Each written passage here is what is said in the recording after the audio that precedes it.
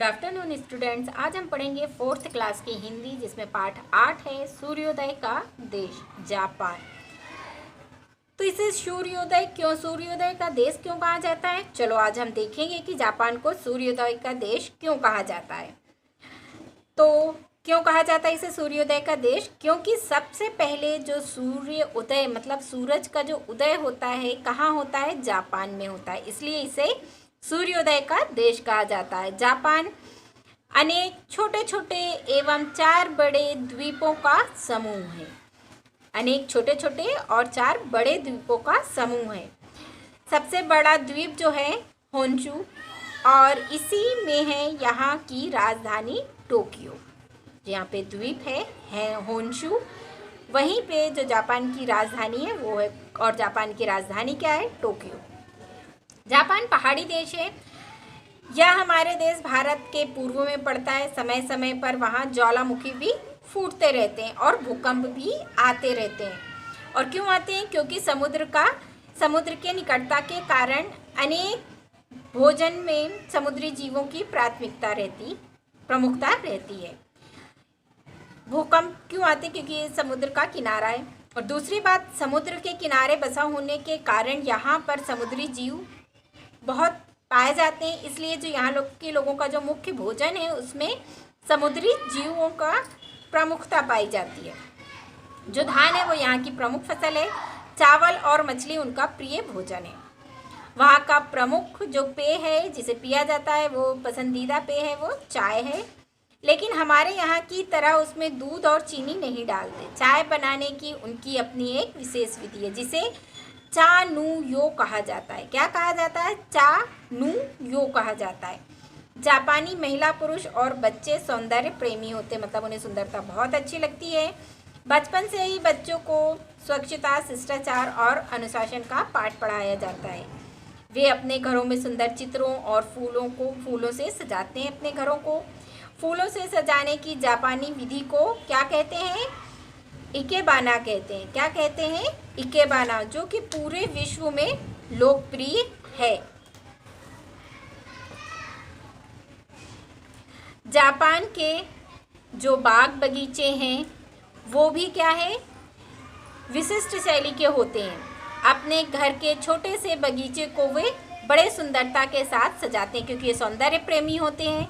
बड़े बड़े वृक्षों के छोटे से आकार का बनाने की विधि जापान में, जो बड़े बड़े वृक्ष हैं, आपने देखा होगा बहुत सारे बड़े बड़े वृक्षों की छोटी छोटी प्रजातियां आई हुई हैं, छोटे छोटे पौधे होते हैं। तो ये जो इसकी ये विधि है, ये कहाँ से आई है? जापान से आई है, जिसे बोनसाई कहते हैं। क्या कहते हैं? बोनसाई। बाहरी सौंदर्य के साथ ही जापानी लोग भीतरी सौंदर्य को भी अत्यधिक महत्व देते हैं। उनके व्यवहार और वाणी में विनम्रता होती है। वे अपने अतिथियों, बड़े बुजुर्गों को भी सम्मान देते हैं। हमारी भांति वहाँ भी बच्चों का नामकरण और अन्य प्रसन्न विधि विधान पूर्वक किया जाता है। वहाँ के 70% लोग बौद्ध धर्म को मानने वाले हैं। यहाँ पे बौद्ध धर्म ज़्यादा माना जाता है जापान में। जापान अत्यंत परिश्रमी, ईमानदार और देशभक्त होते हैं। जो भी जापानी लोग होते हैं वो बहुत ही परिश्रमी होती हैं, ईमानदार और देशभक्त होते हैं। जो द्वितीय विश्व युद्ध में जापान के 2 शहर नागासाकी और हिरोशिमा पर अमेरिका द्वारा परमाणु बम गिराए गए थे, पूरी तरह से ये क्या हो गए थे? नष्ट हो गया था ये 2 शहर। आज संसार के सबसे संपन्न देशों में से एक बन चुका, और आज जापान अपनी इसी परिश्रमी, ईमानदारी और देशभक्ति के कारण संसार के संपन्न देशों में आ चुका है।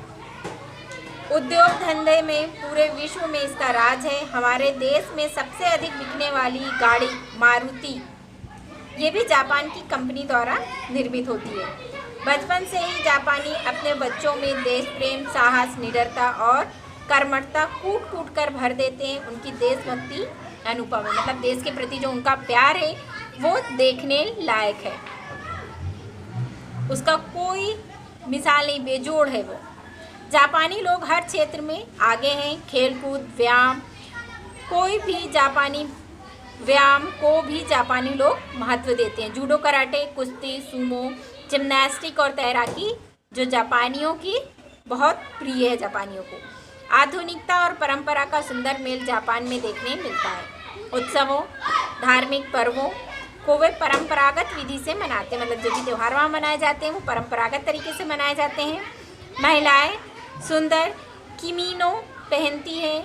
यह एक लंबा ढीला चुंगा होता है जिसमें कमर पर चौड़ी पट्टी बांधी जाती है। बालों को भी वो विशेष प्रकार से सजाती हैं जिसमें फूलों और आभूषणों का भी प्रयोग करती हैं। उपहार लेने देने का वहाँ बहुत रिवाज है। किसी के घर कोई खाली हाथ नहीं जाता, ना ही खाली हाथ वापस आता है। जापानियों को अपने देश, अपनी भाषा, अपनी संस्कृति से प्रेम भी है और गर्व भी।